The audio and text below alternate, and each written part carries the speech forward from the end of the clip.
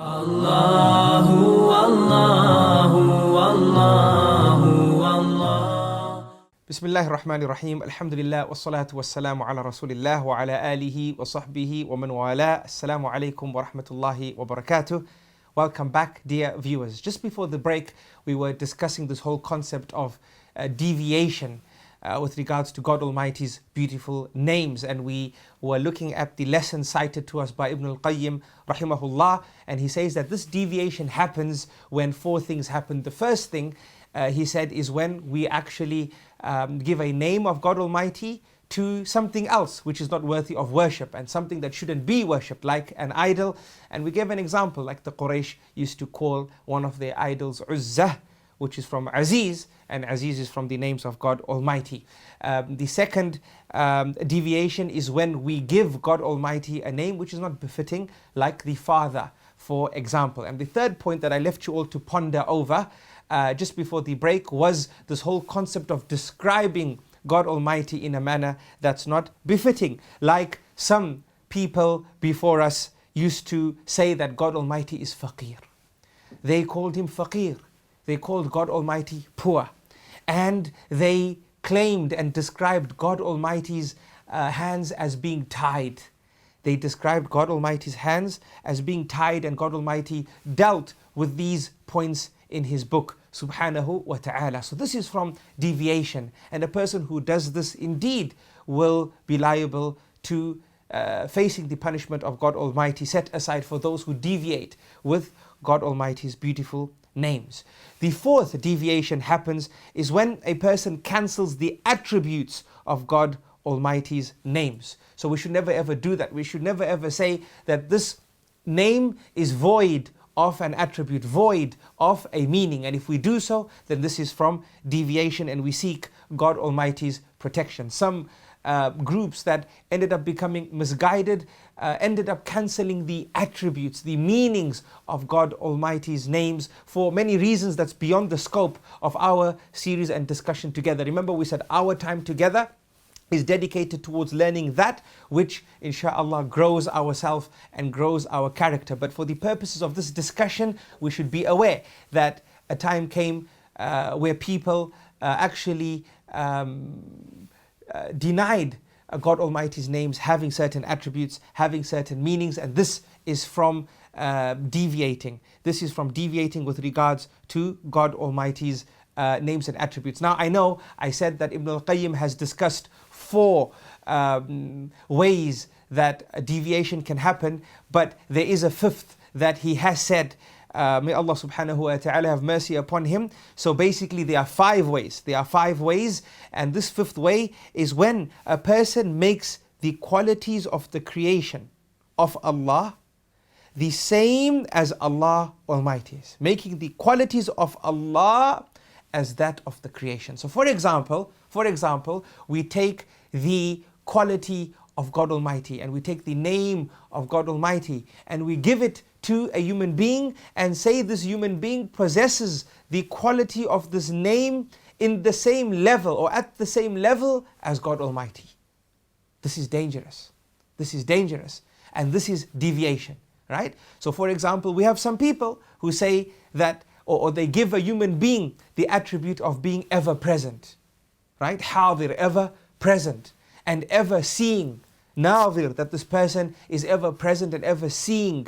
And this is not something that any creation of God Almighty has. Rather, this unique and perfect quality is solely for Allah subhanahu wa ta'ala alone. So this is deviation, when you take a quality of God Almighty and shift it to a human being and give that human being that particular attribute. This is from deviation, and this is something dangerous. Now, this is the discussion pertaining to deviation as found in the ayah in surah Al-A'raaf, where Allah subhanahu wa ta'ala says, وَذَرُوا الَّذِينَ يُلْحِدُونَ, that leave those who practice deviation. Alhamdulillah, in our discussion we've understood what deviation means. We said it means five things as taught to us by Ibn al-Qayyim rahimahullah. I cited for you four, and we've added a fifth also cited by Ibn al-Qayyim rahimahullah.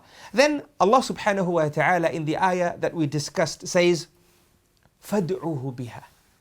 Allah commands us to practice this concept of dua with His names.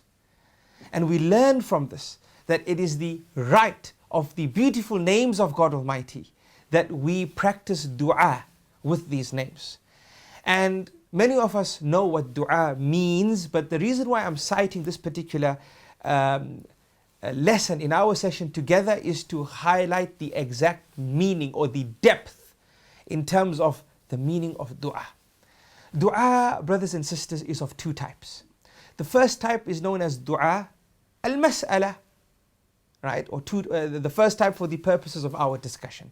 Dua al-mas'ala, which is the dua of asking, which is something you and I practice every day, and we should practice it every day. We should remember, we should ask from Allah subhanahu wa ta'ala every day. We shouldn't only remember Allah subhanahu wa ta'ala when we are in need. Rather, we should remember Allah subhanahu wa ta'ala during times of ease as well as during times of need, because our entire life is a test. Never ever feel that when you're experiencing ease that you're not being tested. You are being tested, and Allah will make manifest during your times of ease whether you will pass the test of being God conscious, of being conscious of the fact that the blessing you're experiencing is because of the decree of Allah subhanahu wa ta'ala and a gift from Allah subhanahu wa ta'ala, and thus you practice the practice of that segment, the segment of ease, which is being thankful. For the Prophet, peace be upon him, said that a believer is in a win-win situation. When they live in ease and God Almighty gives them what they want, they thank God Almighty. And that is how they pass that particular test. And when they go through difficulty and they might have not been given what they want, then they remain patient. And that is the cure, that is the medicine, that is the remedy for passing that segment or that particular test, right? So we should not make it a practice in our lives where we only turn to God Almighty and ask from Him when we are in need. We should remember Allah in our easy times, and He will remember us in our difficult times. And Allah subhanahu wa ta'ala always remembers us, subhanahu wa ta'ala. Allah subhanahu wa ta'ala always knows of us, knows of our condition, knows of our situation. And inshallah we will discuss these points when we discuss the name Al-Alim, bi'idhnillahi ta'ala. May Allah grant us life to discuss this name. So, the first type of dua, or dua, encompasses two elements. The first element, as we've discussed, is dua of mas'ala, the dua of asking. This is something we know. But something we don't know, or many of us don't know, is that dua also refers to ibadah, which is worship. And what God Almighty is commanding us to do with His names in this ayah is to use His names during our asking as well as our worship. To remember these names during our worship. These names during our worship, and worship encompasses everything, our sadaqah, our siyam or fasting. Sadaqah means charity, or our salah, our praying, right? Our hajj, our umrah, our remembrance of God Almighty, right? We worship Allah with these names. That when you stand in front of Allah subhanahu wa ta'ala in your prayer, you know that Allah is a witness over you. Allah is Ar-Raqib. Allah knows that you're standing in prayer.